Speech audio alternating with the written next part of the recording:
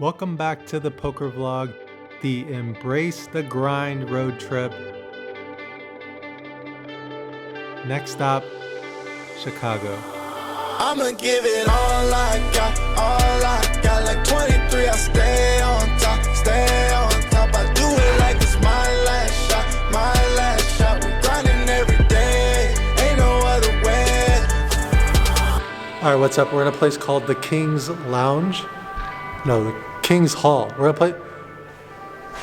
a place called the King's Hall right now, and here for a Chicago meetup game. We're gonna head inside. There's lots of games going, lots of players. It's high quality.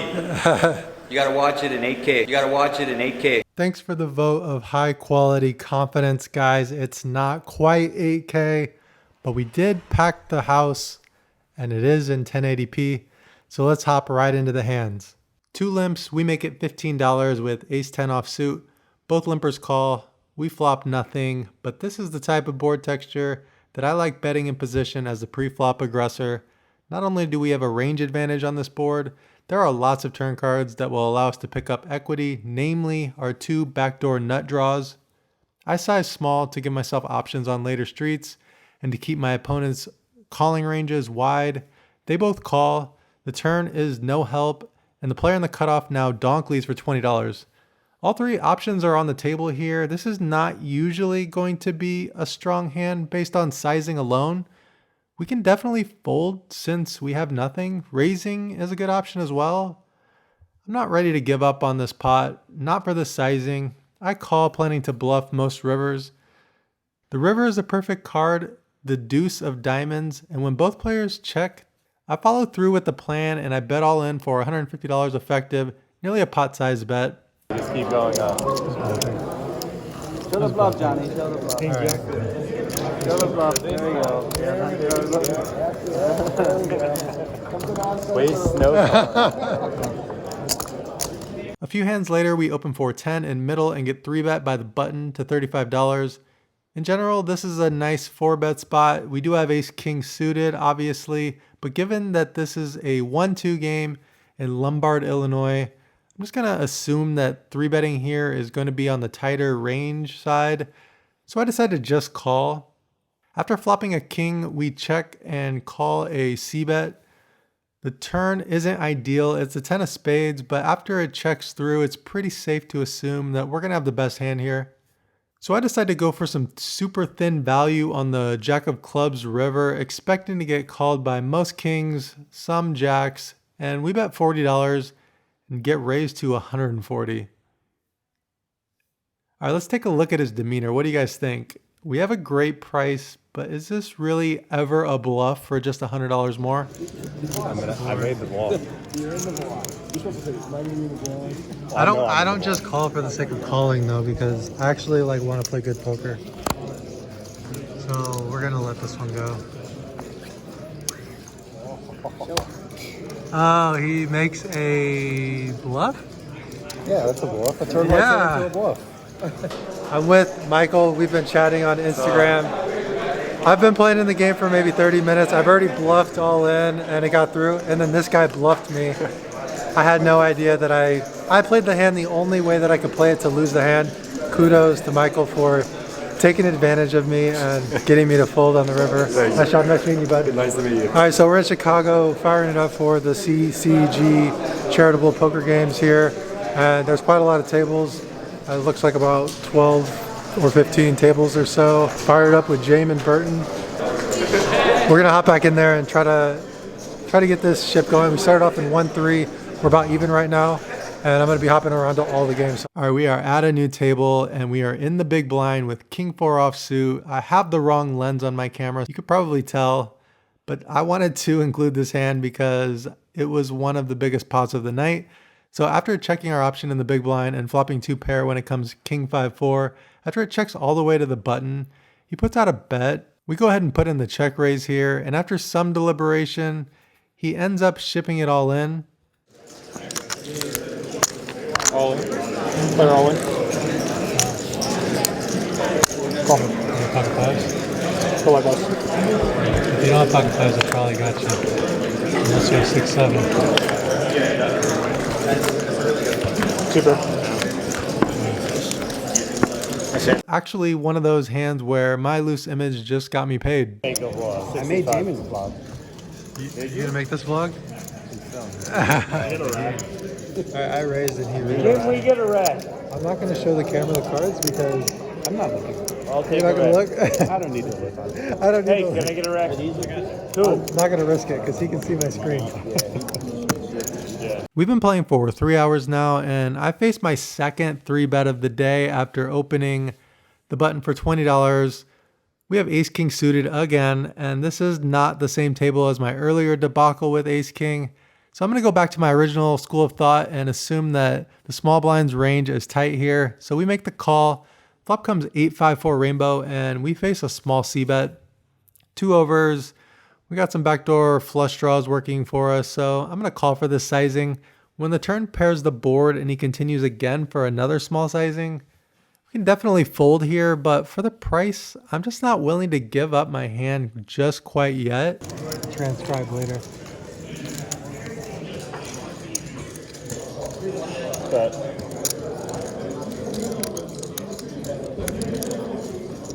80, right? yes.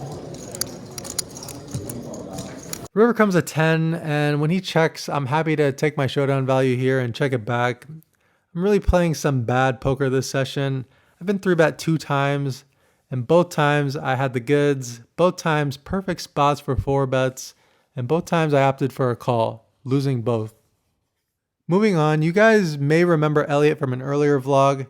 He's high quality, and after I call a raise in late position here with pocket 5s, and Elliot defends from the big blind, we flop a set. So when it checks to us, I bet. Elliot is the only caller, and we turn quads. We bet again, he calls. Now on the river, we have a great board to get value from any ace because all aces are playing a king kicker since there are 2 5s on the board. So we bet 225.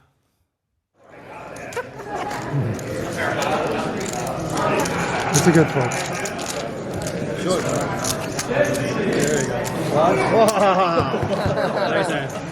Good fold. That's high quality fold there. High quality, baby. In this hand, we are facing a weak raise in early position and 2 callers. When I look down at Queen 6 of hearts in late position and I throw in a 3-bet, obviously not something I would do at higher stakes, but in these low stakes games, when people telegraph the strength of their hand with bet sizings, sometimes I just can't help myself. Only the player on my right calls and we go heads up. So when he leads the flop, I want to max fold equity with our draws here, so I just jam it all in. All in. Players all in. Jesus. Dude, I'm never going to, like, what do you have? What do you have? 250. Oh my god. Oh my god, I love it. I'm never going to be in a hand with him anymore. Never. Now he knows how I feel. Oh, no, I'm just joking. I mean, I got a gut shot and a backdoor flush draw. 7-8 of clubs? What? 10-7. Stand up to bullies. Do it. No, dude, come on. Come on. He's filming it now. He's got Come on. Dude, you gotta do it. No, you don't have to do You it. go. You got to. Nice to talk to you. Oh, okay. Do you want to put it on? I don't know. Do you want to film it or? Film the cards? Yeah. What do I do? What do I do? I don't know, man. You have 10 high and I'm all in. What is up with that? Pocket rockets. No, I have queen high. Queen high. But it's better than 10 high. You play it out? I fold? Sure. The dealer wants to do that. Dude, I didn't want to tell you this mid-hand. You have to fold that 100% of the time. Yeah, I know. That was You're drawing virtually dead to that hand. Dude, okay, you did. Oh, yeah. Okay, yeah. You had $6 straddle and the under the gun player makes it $22. Next to act calls and it folds to us in the small blind.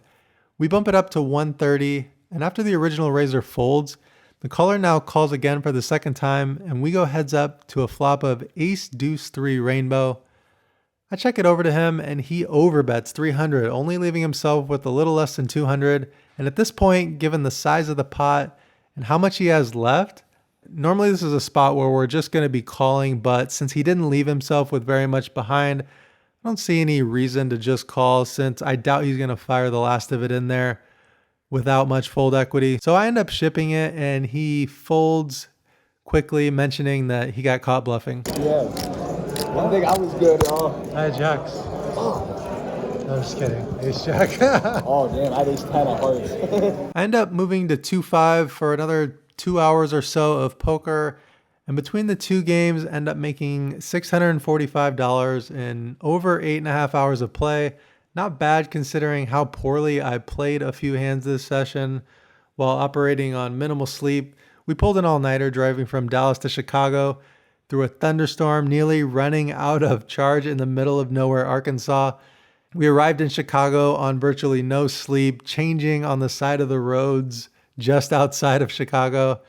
But all in all, it was a great time. Andrew and Brad are actually going to be having another meetup at the Chicago Charitable Games in March. So if you missed my game, I suggest that you make it out to theirs. What's up, guys? Just wrapping up Chicago. I mostly was just being a tourist this weekend, and we are day number 25 on the road, and it's getting exhausting for sure. But we are still in good spirits. Calvin is in the back seat, just hanging out right now, being a good boy, and things are good. Even though things have been tough, living out of your car and out of hotel rooms and staying with friends and things like that, it's still been a learning experience. It's been fun, and I'm winning money on the road trip, which is really nice. Makes things a lot easier.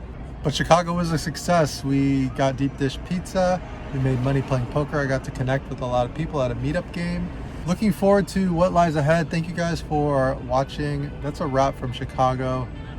Appreciate you guys following along, subscribing, liking, and supporting us on this road trip. We got donations in our live stream. It's been really great, and I hope to see you guys on the East Coast or in Florida or wherever in a poker room near you on this road trip.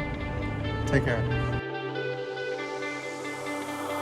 I'ma give it all I got, all I got. Like 23, I stay on top, stay on top. I do it like it's my last shot, my last shot. We grinding every day, ain't no other way. I'ma give it all I got, all I got. Like 23, I stay on top, stay on top. I do it like it's my last shot, my last shot. We out here every day, ain't no other way.